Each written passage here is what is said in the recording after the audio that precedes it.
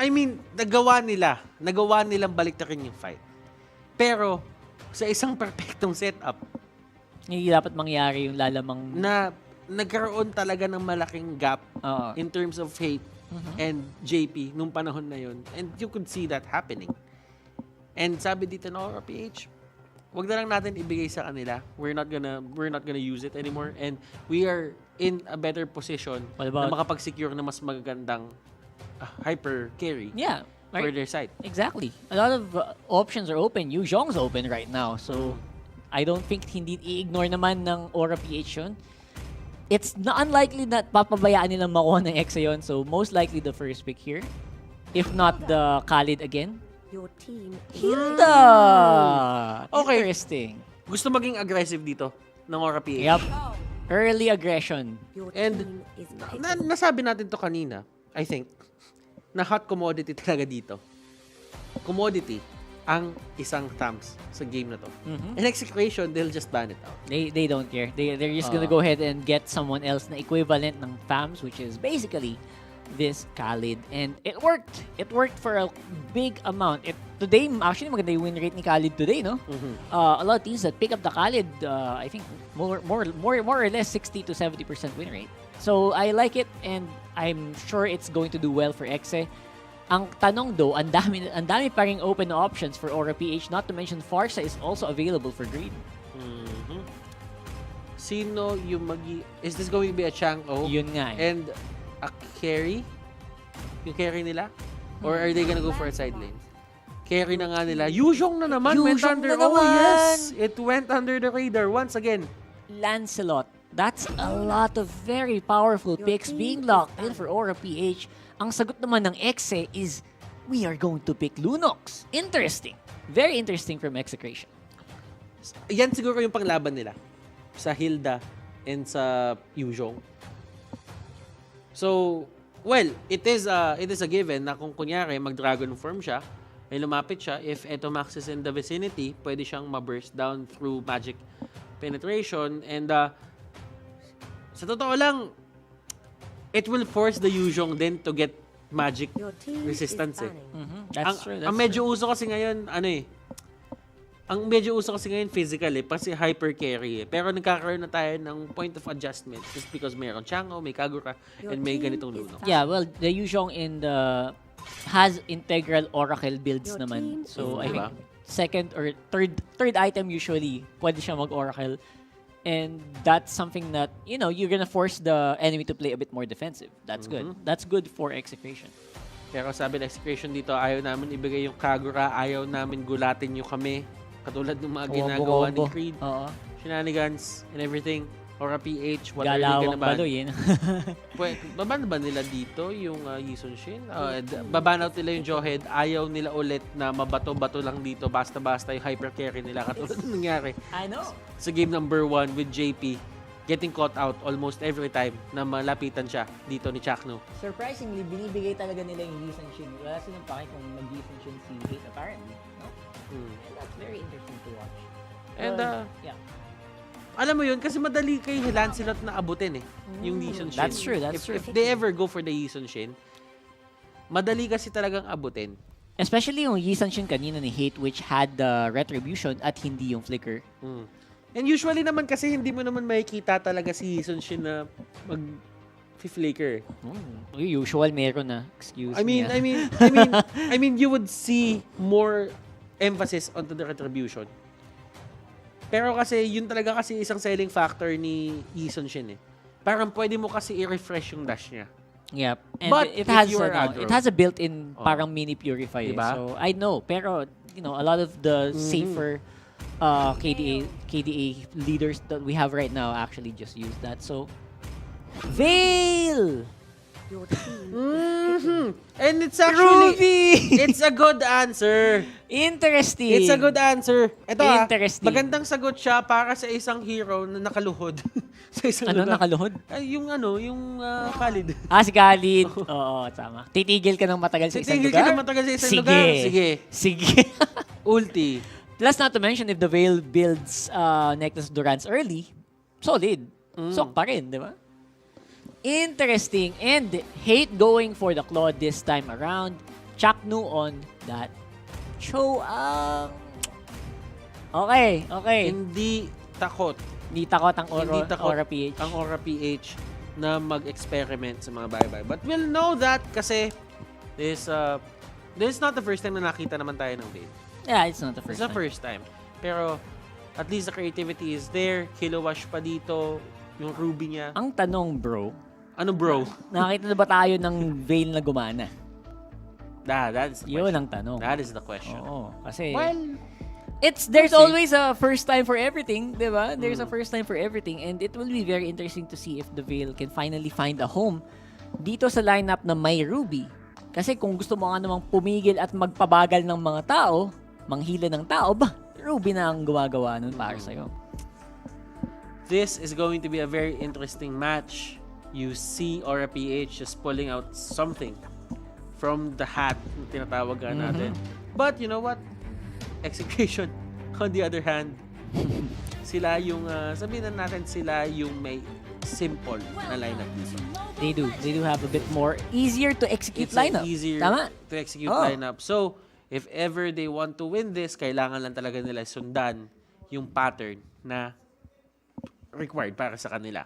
Yep. But for Aura PH, it takes a bit more effort. But if they can pull it off, ito yung mga instances na parang mapapakamot ka na parang, paano to? Paano to? The surprise factor is the power here for Aura PH, diba? Kasi people don't expect the Veil lineup until you see the Veil lineup. So, I would think na mas tama yung sinabi mo kanina, mas madaling i-pull off yung lineup ngayon ng Execration. Kasi sobrang sanay na sila dito eh. Especially with the Lunox. Ilang season na nilang gamit to. It's an easy way to get kills. Easy way to burn damage in the early game. And the problem with the Veil is it's later game damage, di ba? And may mga Veil builds nga na hindi pang bawas talaga. More of pang crowd control. Yes. Which will allow yung kanilang hyper carry na to go for lower HP targets. Yun yung punto eh, actually. Pag may Veil Ultimate, hindi mo kailangan patayin using the Veil Ultimate. Kailangan mo lang siyang pababain ng buhay para mak-finish off siya nung hyper carry mo. In this case, that's the Lancelot. So will that work the way that Aura planned it though? That is something that we have to notice in a bit. Pero nakikita mo dito, that is the hot point, the key point for Aura PH dito, na nandiyan si Rafflesia, I can catch anyone out na tatambay dito sa may gilid. Pero kung papansinin mo talaga dito, palong-palo si Rafflesia. Palong-palo. And look at the damage. Grabe yung damage output nila dito. Yep, it's real. And again, yung passive talaga nitong ni Hilda, it's just something that it's very difficult to deal with in the early stages of the game. It's the reason why this hero gets banned out all the time. 4 people from Aura PH nakatambay ngayon sa mid lane. Control over Lito Wonder goes over to Execration still on that left side. And we are back on even. Proactive dito si Katie. Ang ginawa niya, nakita niyang binabasag na yung Lito Wanderer dun sa may kabila. What he did was, he went straight onto the other side. Pero si Benny Cutie dito has something in mind. He went there and nakaluhod siya dito. And it's a way to delay JP. That's right. Good way to delay JP as well as also just, have vision over that map. At habang dinidelay nila si JP, si sa gitno, kinukuha naman yung buff doon. I like yung pagmando dito ng mapa, ng Execration, na kinukulit nila si JP to the point na hindi niya makukuha muna yung kanyang purple buff, pero ibibigay din naman talaga nila while actually denying yung orange buff doon sa kanyang orange buff side. That's right. And that's a big deal. Tanggalin mo ng orange JP, it's gonna be harder for him to slow down targets. Pero ang problema, of course, we'll still be able to get some kills on the map.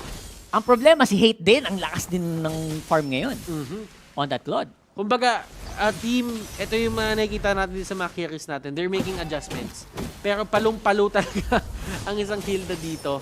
And once na nandyan yung Lunox at nag-scale up na yung Lunox, that's the time na magkakaroon ng konting problema na dito si Rafflesia. But right now, ayaw talaga muna nila ibigay yung level 4 noon as they will commit an ultimate galing kay Kilowash.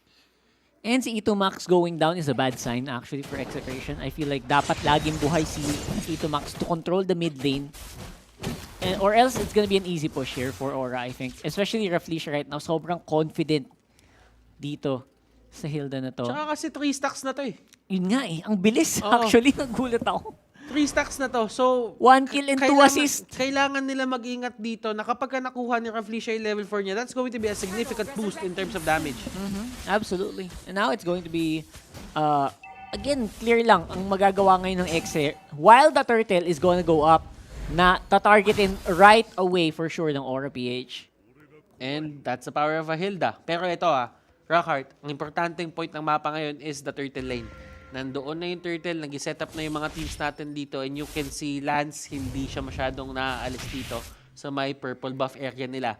Rafflesia though, andito pa rin siya, hindi talaga siya mapupersa ni Chaknu umalis dito sa place na to. And alam din ni Rafflesia dito na in terms of the passives and everything, He's home. He's at home. siya yung nasa upper hand pagka nakikipag-trade siya dito sa ginagawa ni Chaknu. And look at this, another kill for Kilowash. Pero another stack na naman for Rafflesia din.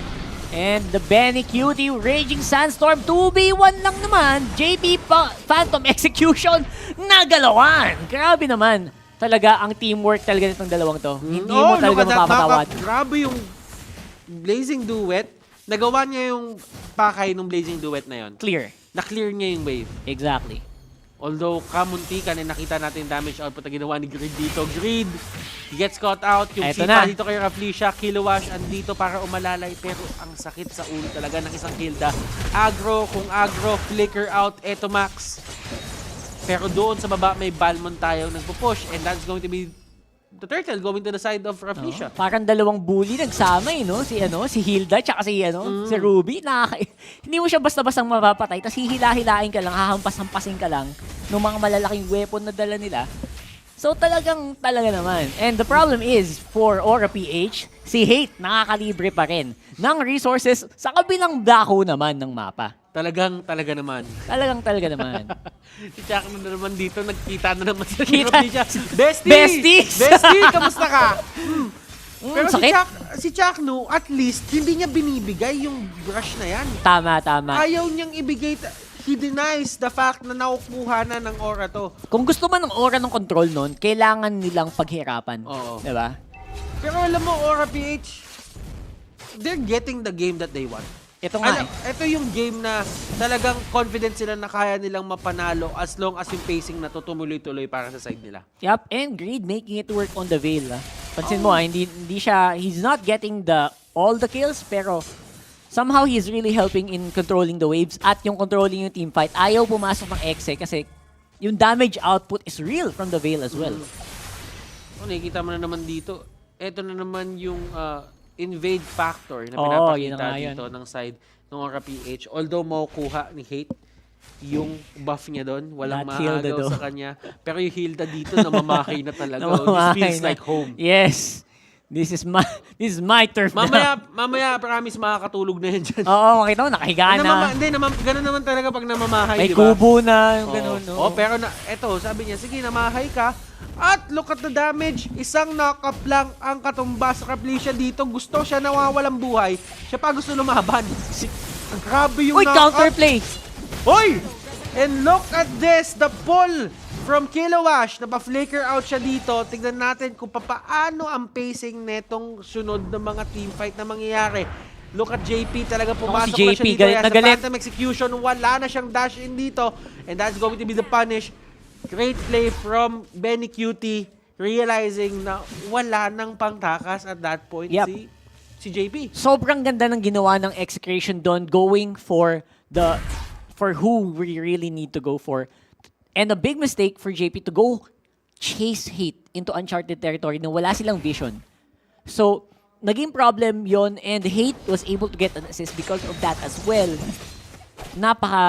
It was just uncharacteristic for JP to go there without backup. And ang ganda naman ng sagot ng Exe doon as well. And Execration making things count. Hate dito has the turtle and level 12 na si Hate. If you would look at the items ni Hate dito, I'm pretty sure na nakukuha niya na din yung perfect setup para sa kanya. And there is another pick of Hate dito. Man, oh man, he's just going ham. And grabe yung farm ni Hate dito. Sakit! Naka-turtle pa yan. And another 2v1. Tower goes down as well. Sa bot lane, EXECRATION ngayon. Galit na galit. Going for the hunt. Eto na si Chaknu. That was a nice try. Kung nasipa sana niya sa kabilang direction, iba sana ang magiging resulta noon. Pero still, makuha pa rin ng Exe ang Torre sa gitna. At nagbago ang pacing ng story natin dito. EXECRATION, they are leading this again. Kung nakikita nyo, lamang na naman sa kills yung Aura-PH dito. Pero in terms of gold, iba ang story. Sila pa rin ang lumalamang. Sila pa rin ang lumalamang. And ito yung sinasabi natin, relentless, perseverance, persistent. Ayaw nilang ibigay ng madali itong laban na to. Sabi nga ni Shinbo, puso. Puso talaga ng Kumbaga, Exe. hindi nila susukuan. Yun lang yung isang factor ng EXECRATION na makikita mo para sa side nila na talagang gumagana. Hindi nila sinusukuan basta-basta. Pero grabe namang pick yun!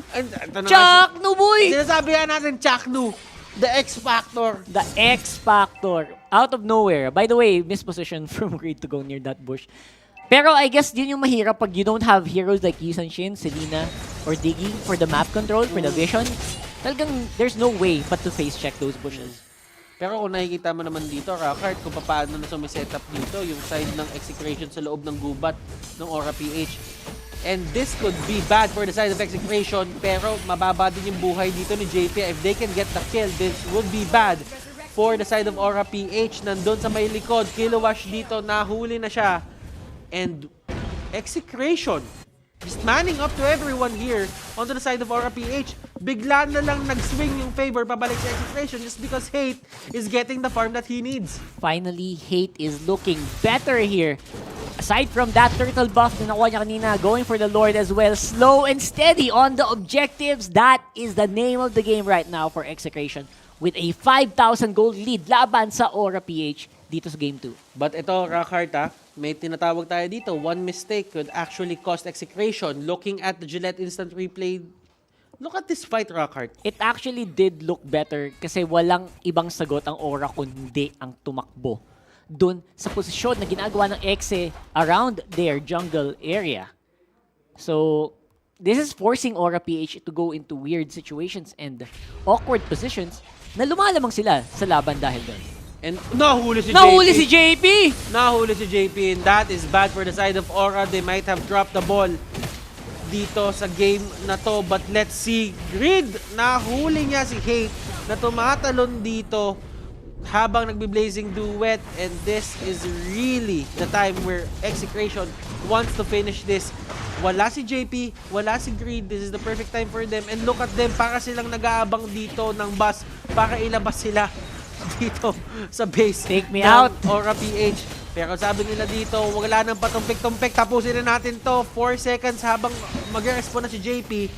And this is going to be the crucial moment of the fight. Buhay na uli si JP. There is damage output. And look at this. Chaos Darkening. It's there. Lethal counter na ba to?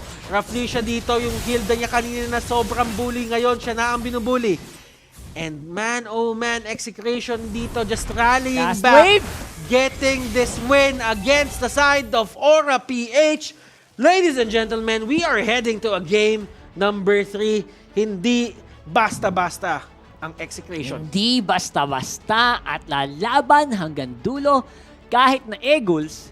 Sa simula, that is EXECRATION. Sabi nga, pinupuso talaga ang labanan.